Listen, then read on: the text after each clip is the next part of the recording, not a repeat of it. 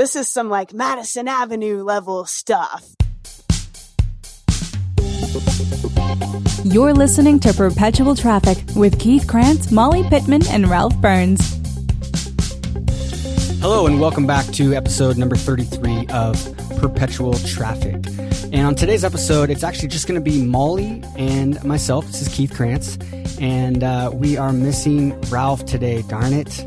So sad. I know. We were texting back and forth, trying to figure out when we could record. And it's the week following traffic and conversion. And we've all been busy. And Ralph's actually skiing with the kiddos today. He's got a ski trip, so he's having a good time. And I'm actually still in San Diego. I spent an extra week.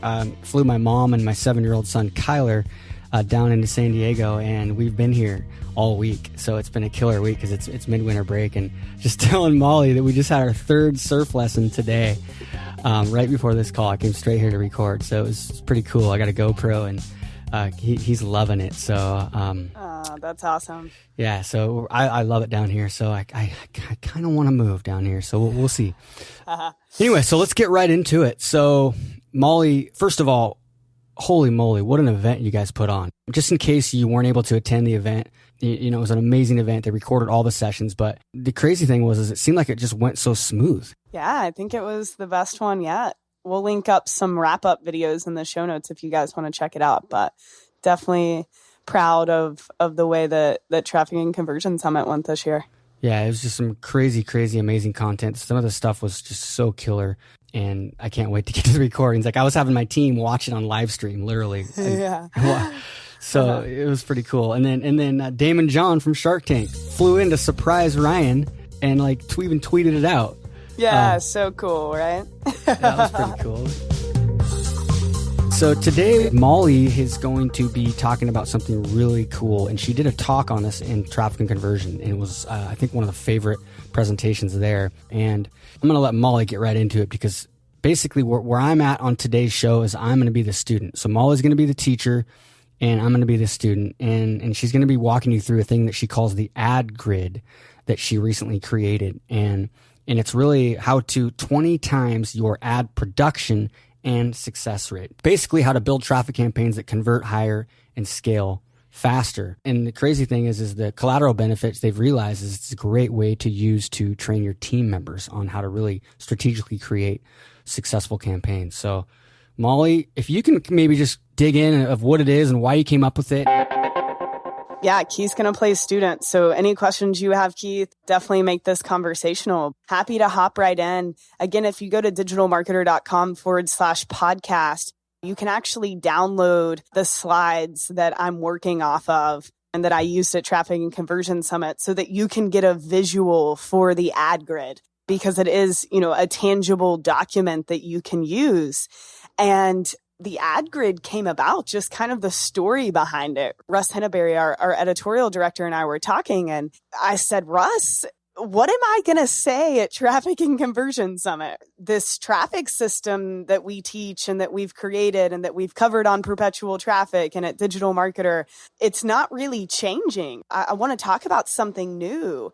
And it was actually Russ's perspective that really started this conversation. And honestly, if there's anything you've ever listened to me talk about, I think this is the most important. I'm so excited about this grid because I think it can help any business running traffic on any platform. It can help you scale your team. It can help you create successful campaigns. There are so many benefits. So really, back to Russ, he said, Molly, the biggest evolution that I've seen with what you're doing in terms of traffic, he said, you've gone from creating ads to creating actual ad campaigns. This is some like Madison Avenue level stuff, right? But he didn't use the word stuff, I have a feeling. Yeah, I censored that. But it was funny how the conversation started. And he said, you know, you've really changed the way that you create our campaigns. There's so much more strategy behind it. And we're able to reach broader markets and to really run successful and more scalable campaigns because of this thought process. And he said, you got to document this process. So if you look at the slides, you actually see the first iteration of this ad grid was on a whiteboard in the office, and it looks different now, and we've added 7 steps to it. So it's not just this grid. It's also a 7-step system that I'm going to cover with you guys. But the premise is, this came out of what we had learned. And, at Digital Marketer, we systemize what we learn. And again, I'm really excited to share this with you guys. Yeah, so just to really hop into it, I said it's time for everyone to stop creating ads. And I don't mean, quit running traffic, but what I see and what I started doing when I first started running traffic for the first year or even 2 years, I was creating these, one-off, I call them like one-hit wonder ads, right? So I'd set up this campaign in a Facebook or Twitter or Google, and specifically on Facebook is where I saw this as the biggest issue. But I would set up these ads and it would have, maybe a couple copy variations, a couple images, a couple different targeting groups. And I would just run these one-hit wonder campaigns, and they would generate a bunch of leads and sales, and it worked for the business, but it wasn't scalable. These one-hit wonder campaigns, they weren't scalable. They didn't reflect the customer journey either. Yep. It wasn't a reflection of the relationship that we talk about building on this podcast, right, Keith? Yep. Hey, this is my brand, my company. This is what we have to offer, all the way to that person maybe being one of your best customers. So these campaigns weren't an actual reflection of that journey. They had low relevance and quality scores, but really there wasn't a market and message match. And what I mean by that is that I would set up one of these campaigns and think, okay, we have one avatar, we have one hook, one message that we're going to use to really sell this thing. And that's all we need. And it's just not the case. When you're running traffic, you really have to set that strategy beforehand. And by strategy, I mean thinking about who are the different avatars, the different people that would be interested in this particular thing?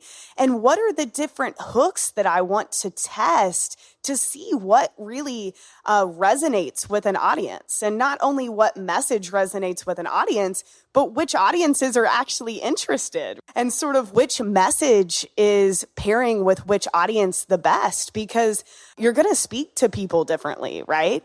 And the more segmented you can get, the better. You wouldn't speak in the same way to your mom that you speak to your boss or your girlfriend, I hope, right?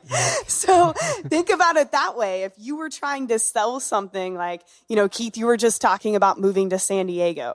Well, if you explained it to your mom, you would speak in a different way and you would highlight different benefits of why you should move to San Diego.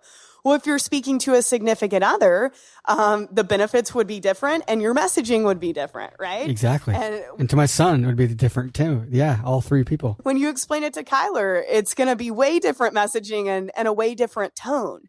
So that's what I mean by creating these campaigns. It's the same offer, right? It's the same offer, maybe. In some cases it might not be, but it's the same, same product. Yes. It's looking at one offer and just thinking about who are the people that would be interested and what are the messages that we can use to resonate with the audience. So this grid is an actual way to plan the marketing strategy, because we always say this: you can have an awesome product, you can have awesome targeting, copy, creatives, but if your marketing strategy isn't there, like that pesky marketing thing, if you don't position it correctly, it's going to fail. So that's the premise behind the ad grid. And like I said, a 7-step process also comes along with this grid. And that's what we're going to use to explain this. And if you don't see a benefit from the grid, I think you'll see a benefit in this. Think about it this way, right? If you set up a bunch of ads, about 80% of those are going to fail. And if you're using the same messaging, same target audience for all of them, well, you're kind of only giving yourself, one swing at the plate to hit a home run. So think about the ad grid not only as a way to set good strategy, but also as a way for you to create campaigns where you're giving yourself a lot of different chances to succeed. And this is going to allow you to really 20x your success rate because you started with this grid and you planned. So really, really excited to hop in. You ready to go, Keith? Yeah, let's get right into it. Let's do it. Okay, awesome. So if you download the slides from the show notes and you go to the 27th slide, you'll actually see the first image, the first really documentation of the ad grid. And so you'll notice on the x-axis at the top, we have avatars. And on the y-axis, we have hooks. And we just talked a little bit about this, and I'll explain more sort of what those mean. I'm going to jump in for a second. And if you're, just in case you're not able to download this, so to visualize this, it's like a mini Excel sheet, and it's got 5 horizontal rows, okay, and then 4 vertical columns. So the columns are A, B, C, D. So those are up and down. And then you've got the 5 rows, and the 5 rows are hooks, okay? And then the top is avatars. So you've got A, B, C, D avatars. So just picture, the top left of an Excel spreadsheet, the first 4 kind of columns and then the first 5 rows. That's what we got. And I'm going to use an example throughout this episode to really help you understand how to apply this. The reason you would use the ad grid is really, like I said, to plan out a new campaign. So we're going to use one of our lead magnets as an example. The 10-minute social media audit is a new lead magnet for digital marketer. And basically what you can do is take this template, take this audit, and go to a social media profile. And based off of certain parameters, you can actually get a grade. So it only takes 10 minutes. It's a template. And we're using this audit as a lead magnet to generate leads for the business. And once you complete and fill out the audit, you actually have a grade on a social media profile. Love that lead magnet, by the way. Thanks. It's difficult to analyze, how is our social media doing? It's doing good. It's hard to give a grade to a social media presence. So that's why we wanted to do this. So I'm going to use that as an example throughout the ad grid. But when you're creating an ad grid, it could be around a blog post. It could be around a product, any sort of offer. But it's really just looking at something that you have in your business that you want to promote and using the ad grid to really establish the strategy. Step 1 is to identify your avatars for the specific offer. And so like he said at the top, the y-axis, we have A, B, C, D columns. So, hopefully you can come up with 4 different avatars that would really resonate with this offer. And that's the first thing that we do when we start filling out this ad grid. So I get deliverables from the content team, pieces of content, lead magnets, and this is the first thing that I do before we set up any traffic to this specific offer, right, Keith? Yep. So we have 4 columns on the ad grid. You might only have 2 avatars. You might have 10. Don't limit yourself to the number of avatars or hooks that we're using. It's a thought process. What's really important with this first step, identifying your avatars, these aren't necessarily avatars that you might have for your business as a whole. So at Digital Marketer, we talk to agency owners, we talk to C-level executives at companies. We have all of these broad avatars for our business, but with traffic, it's really important to get more specific than that. We need to look at avatars for this specific offer. So step 1, identify your avatars. And going back to the 10-minute social media audit, I sat down and I said, who are the people that would be interested in downloading this lead magnet? So the 4 avatars that we came up with were a social media manager. That's a given. They're the ones that are in the trenches actually doing this stuff. They're probably going to be interested in anything social media related. That was our A avatar. The second is the boss, right? So the boss of the social media manager, that's our second avatar. So this might be, a CEO, a CMO, a digital marketing manager, whoever the boss of that social media manager could be. Again, that depends on the size of the business and the situation, but just thinking about that person as a whole nother avatar, the person who the social media manager reports to, who is really responsible for monitoring that person's success. So that is avatar B. So avatar C is an agency owner, and specifically a social media agency owner. So someone that does this stuff for others as a service-based business. Another great avatar, someone that would be interested in this audit. And then the fourth avatar was a solopreneur. So someone that does all of this on their own. They probably have an online business, maybe a brick and mortar business, but they're doing all this on their own. They understand the importance of social media, and they just want to be able to really track their performance, essentially.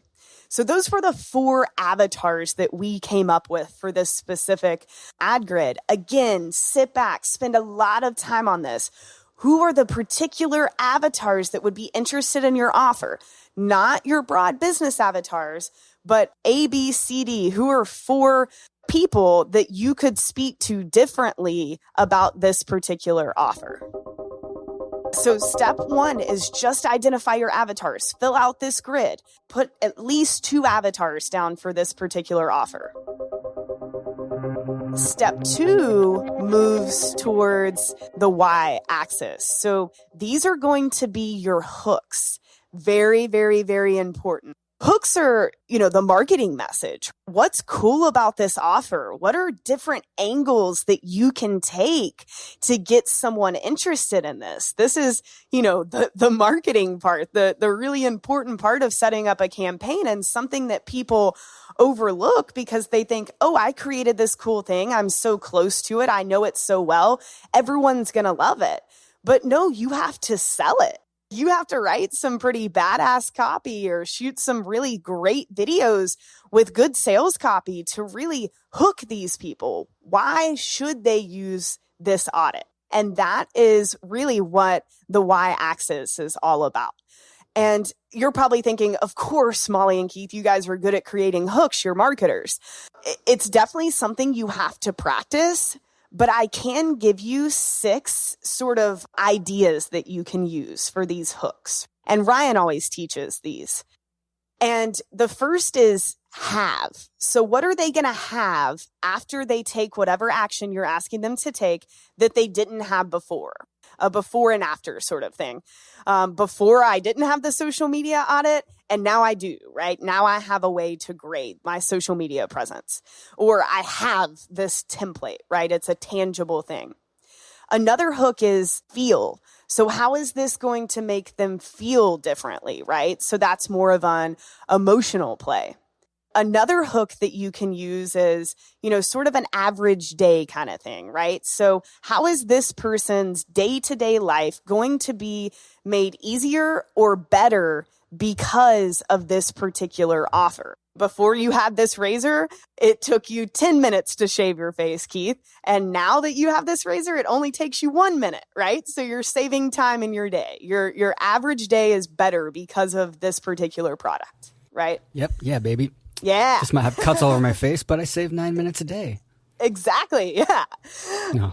Another hook is status, right? People love to think about how something can help them become a better person or become something different, right? A big reason the certifications have done so well for digital marketers is because people can say, I am a certified content marketing specialist, right? Their status has increased because of this particular product. Even if it's like, because I did this, I'm a badass, right? Or I'm a whatever, XYZ. How are you really upping their status? That's a great hook. Another is proof and results, which is simple. Social proof. 10,000 people did this and their results were X, Y, and Z, right? You see this hook used in marketing a lot. Another great hook. And then the last is speed and automation. So how can you make something really quick for someone or automate the process? So another great hook. So I just wanted to share those 6 hooks so that you don't feel like, you're left to do the whole marketing hook thing by yourself, right, Keith? Right. So just kind of 6 ideas for you to think about for your specific offer. Again, you don't have to use them all. And all of the hooks that we're going to fill in on this grid, a few of them might be the same one. You could use the feeling one a few times if there's a different angle. So don't feel like pigeonholed by these hooks. They're just ideas to help you get started. Well, I think getting the first 4 of the avatars, that alone is going to help you create more hooks. So even if you have totally just one for each different avatar, that alone is going to just help you. And Keith, that's why step 1 is the avatar, because the avatar will help your mind start to really process and think about this offer, and the hooks will follow right along. So I'm glad you brought that up, because I'm going to share the hooks that we use for the 10-minute social media audit. And a lot of them did come from the avatars. So that's a great point. So just a step back, you have the ad grid, you've filled in your avatars, and now you're filling in hooks on the y-axis. This is step 2. Again, we have 5 hooks on the ad grid. Don't feel restrained by those 5 hooks. Come up with as many that make sense. So for example, for the 10-minute social media audit, the hooks that we used, the first one was pretty simple. It only takes 10 minutes, so speed, and then some results. Use this audit, it's only 10 minutes, and you're going to get more engagement, traffic, and followers from social media. Pretty simple, there's speed, and there's a benefit there. So that's a hook that we knew we were going to roll with.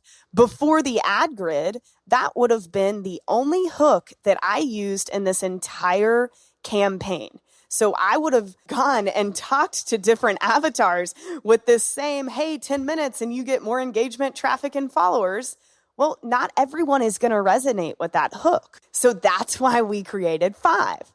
So the second is the get a grade. Everyone loves to take quizzes. Everyone loves to get grades. They love self-evaluation. Getting a grade is a great hook for this campaign, right? And really what makes the lead magnet so appealing. So our second hook was simply get a grade. The third hook, create a report. So again, just another way to look at this. And I'm sure that was inspired from the agency owner or the boss, right? Or agency owner probably. Yeah. And you'll see as we roll through the grid why this matters. But creating a report, that's a great hook. It's something tangible. You're downloading something that you can use as a report. This is a document. So that was our third hook. Our fourth hook was grade your competition. So this isn't just about self-reflection. You could go out there and actually grade your competition. Everyone likes to spy and see how they stack up against their competitors, right? So again, just another hook. And then the last hook was a little broader. We call it know your goals. So it speaks more to you can use this audit to make sure that you are meeting whatever goals that you have set for your social media presence. So this audit will aid in reaching your business goals. And, of course, that appeals more to the solopreneur, yep. Right? So you see how these hooks are aligning with the avatars. And if you're looking at the ad grid now or picturing it, imagine on the x-axis at the top, we have social media manager, the boss, agency owner, and solopreneur.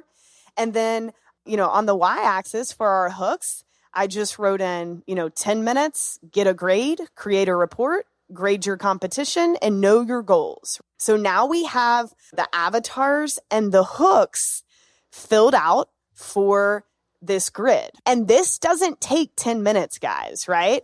This is called strategy. But this is a document you can use so that you are filling in the blanks while you're creating the strategy. This is a system to actually make sure you're creating a robust enough strategy to make sure this offer gets the chance to succeed, because you never really know who's going to respond to an offer, and you never really know what message they're going to respond to. So Step 1, avatar. Step 2, hooks.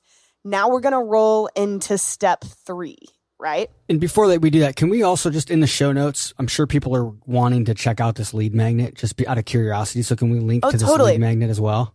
Absolutely. The lead magnet will be there too. So step 3, Keith. Step 3 is to create your segmented messaging variations, right? So basically, this is writing copy. So this is going to go back to whatever ad platforms you're using for this offer. There are a lot of variables here, but the key is that for step 3, you're sitting down and you're writing the copy using this ad grid. And like I said before, I would have just taken that 10-minute social media hook, written a few different copy variations around it, said, hey, we're ready to go. Let's test it. Well, if you use the ad grid, you're actually, in this example, you're going to write 20 different copy variations. Totally necessary, totally worth it. And this is where the grid really comes into play. And if you're looking at the slides right now, or you're picturing it in your head, I have red dots in all of the empty boxes right now because we filled out, the top row and the first column. Well, the rest of these boxes are empty. So this is where you're going to write your copy inside of these boxes, right? And again, don't worry about the actual boxes. It's the concept. So you're going to sit down and you're going to write copy for each box. So what's important is that the grid is going to make sure that you're writing segmented copy that speaks to the hook and to a particular avatar. So if we're looking at the grid right now and we're looking at the get a grade hook, well, when I go to write copy for the box that intersects with the social media manager avatar, that copy is going to be very different. Hey, do you want to be able to actually grade your work? Do you want to be able to grade your work, track it over time, and go to your boss and say, hey, I deserve a raise. I'm doing a good job. So that get a grade copy is going to speak to the social media manager very different than the get a grade copy will speak to the boss. So if I move over to the next box and I start writing the copy to the boss, I'm going to say, hey, do you want a way to grade your social media manager? Do you even know if they're doing a good job? Right? Yep. So same hook talking to the grade, but the boss has a very different reason for wanting the grade, right? Exactly. So writing the copy, speaking, to the intersection of the hook and the avatar for all of these boxes. If we moved over to the next box, why would an agency owner want to get a grade? Hey, agency owner, don't you want to be able to actually grade potential clients and say, hey, you got a C on this or a 70%. There's a lot of work that needs to be done to make your social media successful. You should hire us. That's a very different position than why the social media manager would want the grade. Exactly. Same thing with the report. Well, the social media manager would want the report to turn into the boss. Well, the boss would want the report to say, hey, social media manager, I want you to send this report to me once a week, every Friday, so I can track your progress. Well, the agency owner would see the report as an actual document that they could use to turn into clients and say, hey, here's your grade. Here's how I graded you. Don't you want to hire me? The solopreneur would look at the document, the creator report hook, and say, oh, wow, this is a report and a system I can implement in my business for tracking. So I'm not going to go through all 20 pieces of copy that we wrote for this grid, but the point here is that instead of just writing 2 or 3 ad copy variations of the same hook to the same avatar, you're going in step 3 and you're writing copy that speaks to a specific hook and a specific avatar. So now if you have, 4 avatars and 5 hooks, you have 20 different specific copy variations that you can use to speak to these particular avatars about a particular hook.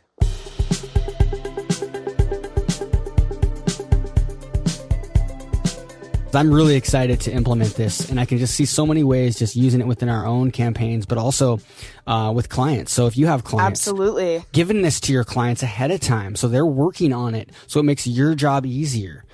Absolutely.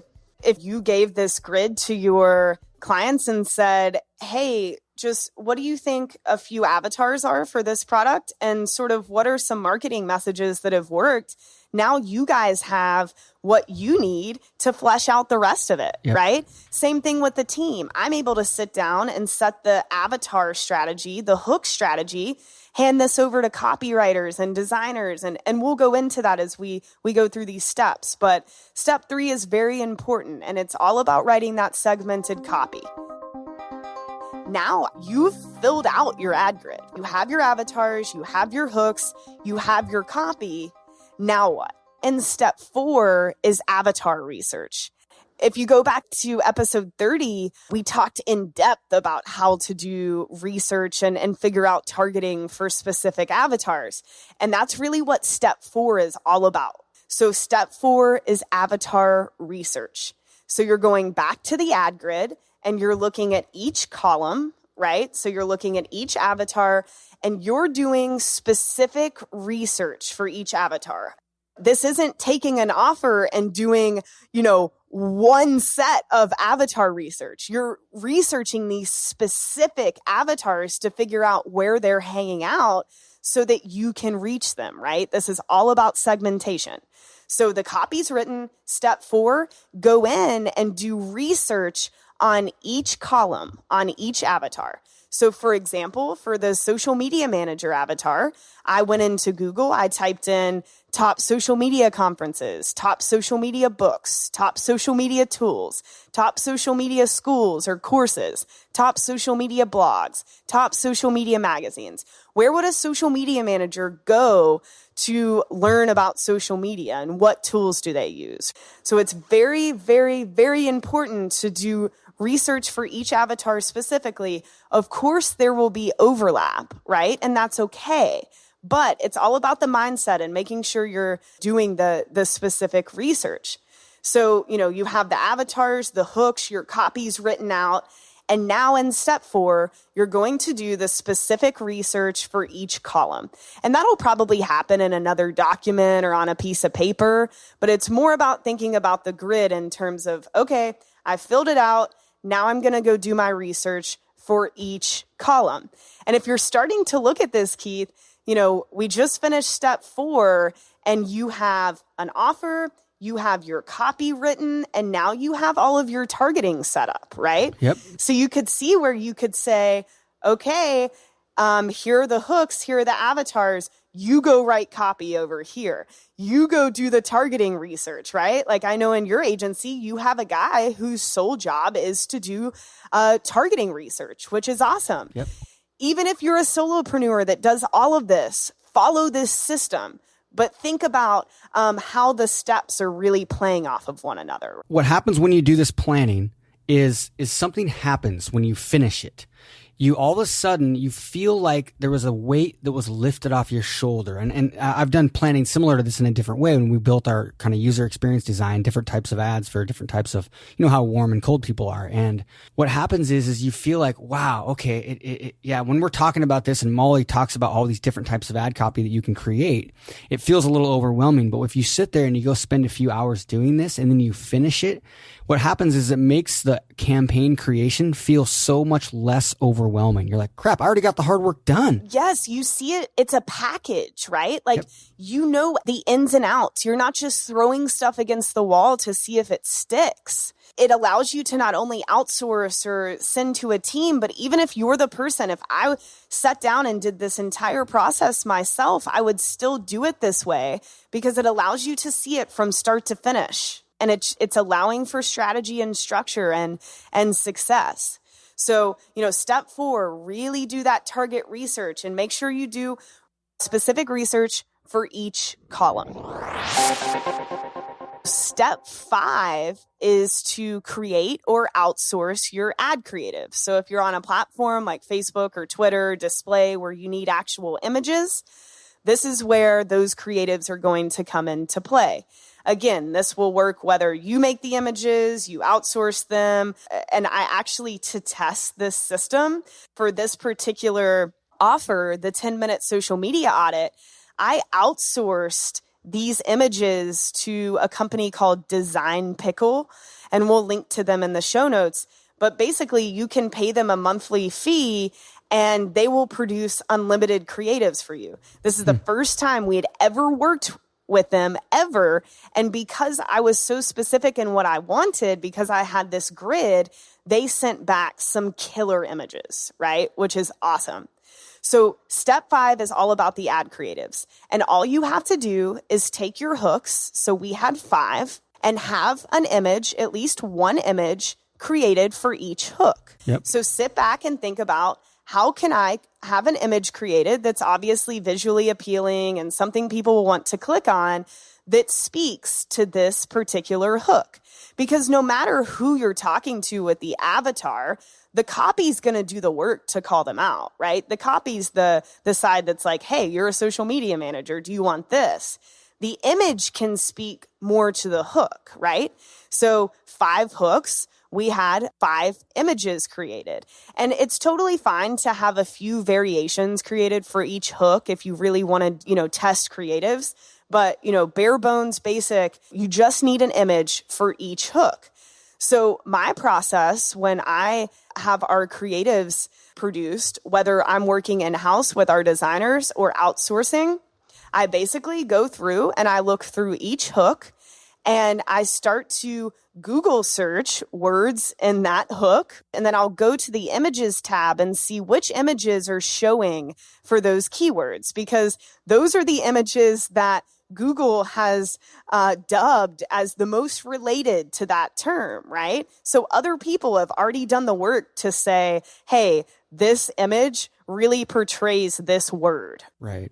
And I'm not saying to go rip things off of Google. I take all kinds of screenshots and then send them in a document, which if you have the slides, you'll actually see a screenshot of the document I sent to Design Pickle. If you have screenshots of images or even hand-drawn ideas that you have, as long as you can explain it, that gives the designer enough to work with. So I simply number the hooks 1 through 5. And I sent a document and I said, hey, these numbers aren't going to make sense to you. Just make sure you send them back numbered correctly so that my team knows which images go with which hooks, right? Really simple. So image number 1 for the 10-minute social media audit. We simply had a timer, a clock in the middle of the image that says 10 minutes. And then we have spokes coming off of the clock with different social media platform logos. So we're speaking to the 10-minute and we're speaking to the social media side of that hook. Really, really, really simple. The next was the get a grade hook. Well, that image simply had a report card coming out of an envelope and it says social media A+, right? So speaking to that, get a grade. For the creator report hook, we simply have a report that has social media A+, pretty much the same thing from the previous image, but it's one person handing it to another, right? So it's showing like this is a report, this is a document. Very, very, very simple. For the grade your competition hook, I got a little creative here, but I had them put, how do you stack up as a copy on the image. It was one of 2 images that had copy, and that's totally up to you.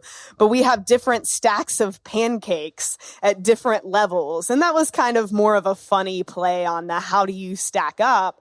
But it's speaking to how do you stack up against your competition, right? You can see our play on words and how much time we put in to making sure the ad images reflect the marketing message.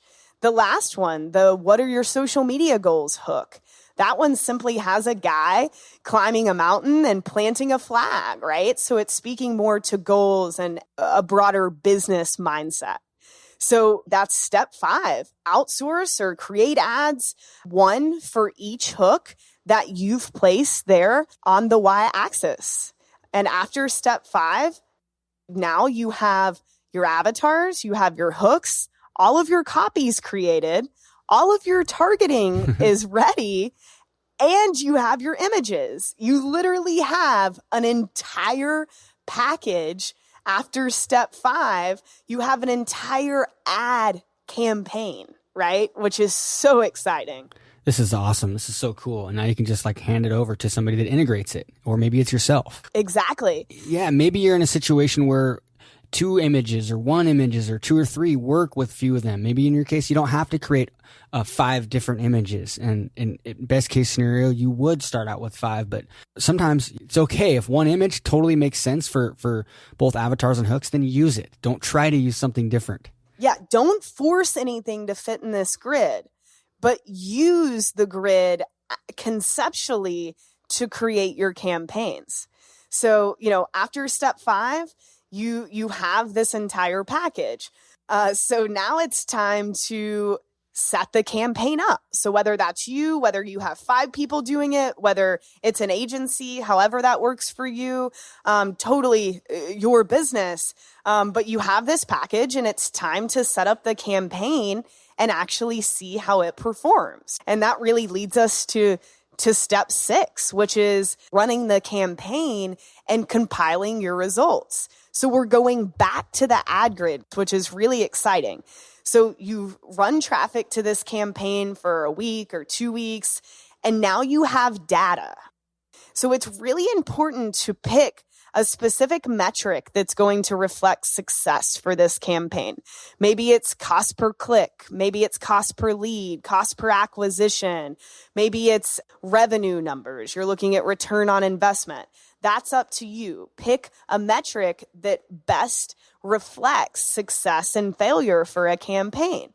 And we're going to go back to the ad grid and using a clean ad grid. So we're not using the ad grid where we actually typed all the copy in, but we're back to a clean ad grid where we have all of the hooks on the side and all of the avatars at the top. And now you're going to go back in and fill for each cell, like you filled in the copy, go back in and fill in your results. So say you're looking at cost per lead. We'll go in and fill in the cost per lead for each of these cells. So what was the cost per lead when you talked to social media managers about, using the 10-minute hook? So you're going back in and you're filling in all of these results. And what this allows you to do is really get a high level view of what's working and what's not working. So this is a place to come back and say, okay, here was my plan. Here was my strategy. Now, how are each of these intersections actually performing? This is my favorite part. You can go in and say, the cost per lead using the create a report hook to social media managers. Wow, it's double the get a grade hook, right? Social media managers are really digging the get a grade hook. But heck, the create a report hook, wow, the cost per lead to agency owners is half the cost, right? It's allowing you to look at this system that you've already built and reflect and really pair your plan to the results, overlay what you planned and how it performed. So that's really step 6. Running the traffic and then compiling the results back in the grid. And that leads us to step 7, which is scale. So this is going to give you insight that I cannot tell you how important this insight is. Because now you can see for scale, not just which campaigns you need to increase the budget for. Scale is so much more than increasing the budget. This is going to show you which hooks should we use in this campaign moving forward to which avatars. But not only that, it's going to show you which avatars are really responding to this offer, and not only the messaging you should use to speak to them, but also thinking about where else can I scale to find more of this avatar. So if I know that the creator report is working really well to the agency owner, well, now I'll go out to other traffic platforms. Or if I'm in Facebook, I'm going to create more ad sets with new targeting options to reach agency owners. And I'll know which hook to use for scale. And I'll know that I just need to find more of this person. And maybe everything worked, and maybe you're scaling everything. Maybe only, a few boxes worked. Like I said, about 10 to 20% of the boxes are actually going to return numbers that you're probably happy with. But really what the grid is giving you is insight into where scale should happen, not just from a budget standpoint, but what messaging you should use, what avatars you should really focus on, and what are other places you can scale to find that avatar? Where else are they hanging out online? Perfect example of this is we recently ran a campaign where my ads manager was looking at it and found that females were converting at 3 times higher the cost than males. So they were costing us, the cost per lead and the cost per checkout was about 3 times more for women for this particular ad campaign. And so a lot of times the initial thoughts is, well, let's pause the females and focus on the males and scale out those, And however, I looked at that and I looked at the ad for that campaign, and the initial ad for that campaign was very male type of language. It was statistics, it was kind of proof and number, a lot of numbers and stuff. And in general, women are a little bit more emotion, more feely, right? They want something more kind of touchy-feely and more heart-centered. That's not all women are like that. A lot of women, we have women on our team that are super numbers-oriented. But in general, if you look at the use the 80-20 principle, I looked at it and I said, hey, we just need to create a message. So we go back up to the ad grid. Basically what I would do in this case, I don't know, would I create another column maybe, and it would be maybe not another column and just say men, women, or maybe like a sub thing. Just think about that, because I want to create now a more of a message that's more women specific, and then now we can run those same target audiences but have women, but it's a completely different message. Yeah. And Keith, that's such a good example, because what he just said, from the most basic level of men versus women as an avatar, just looking at 2 different groups of people and the way they're responding to different messaging, that's the key to all of this, right? And Keith, that's so awesome. It doesn't mean women aren't great for me to target, because I know they've been great for me in the past, but maybe this was my first campaign ever. And so a lot of people might look at that and say, hey, that's a bad audience, right? Or in your case, absolutely, the agency owner, they're not a good audience, but it's because you didn't create the specific hook around that.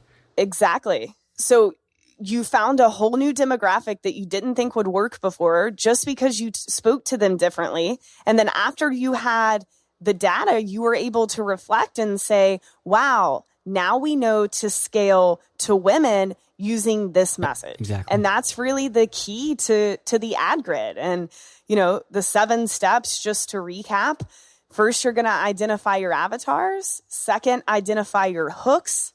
Third, write your segmented copy. Fourth, do research on each avatar, each column. Fifth, create or outsource your ad creatives and, just have at least one created for each hook. 6 is to actually launch the campaign and then compile your results back onto the ad grid, looking at whatever metric is most important to you.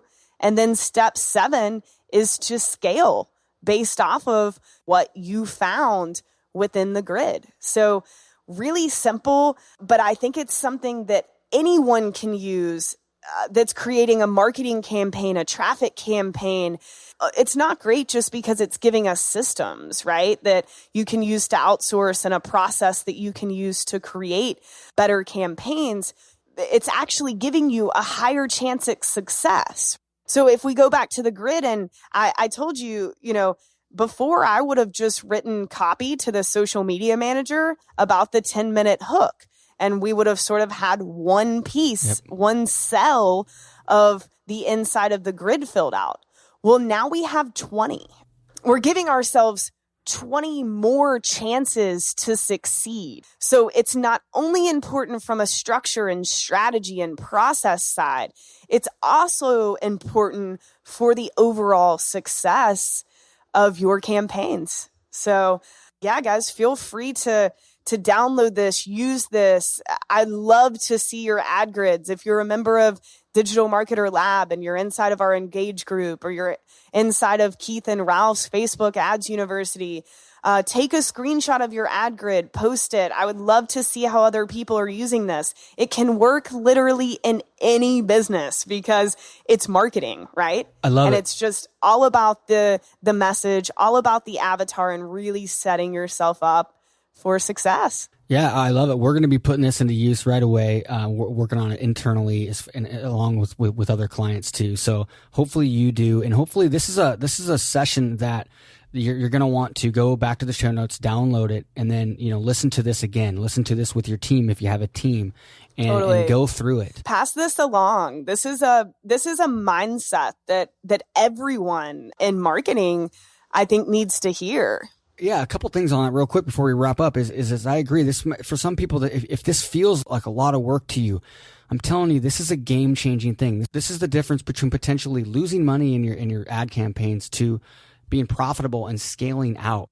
Even if it takes several hours, 2 days, 3 days, it will be worth it. Do the work. This is the game-changing stuff that makes the difference. That can make an entire year. And honestly, Keith, it does take work, and this gives you a way to know what you're doing with your time when you're creating these ad campaigns. Because if you aren't putting hours into the creation of your ad campaigns, you just aren't doing yourself justice. If all this stuff is really helpful for you, this is all free stuff. This is good free training for you. Please pass it on. And also, if you do like this, if you enjoyed this, if you thought this was helpful, please go to iTunes. Go to iTunes. It's easier on a regular desktop computer, and go to Perpetual Traffic and leave us an honest review. We'd love to get your feedback. It also helps the show get out to more listeners. So go to the show notes, download the resources, take action. We want to hear from you. We want to see your screenshots of your ad grid. So get into DM Engage and post that ad grid. And we're going to wrap it up. Next week, we've got a secret topic that we're excited to talk about. So stay tuned for next week. We're also going to open up next week's session with the bloopers reel that Darren, our editor, did for us, and we actually played live at the Traffic and Conversion. So if you want to hear a couple minutes of Molly, Ralph, and me just screwing up and sounding like idiots, then you might want to listen next week. So it's what it really sounds like when we record this podcast. Darren just makes us sound good. Exactly. So other than that, we're going to wrap it up, and we'll talk to you next week. All right. Thanks, Molly. Thanks, guys. Talk to you soon. You've been listening to Perpetual Traffic with Keith Krantz, Molly Pittman, and Ralph Burns. For more information and to get the resources mentioned in this episode, visit digitalmarketer.com/podcast. Thank you for listening.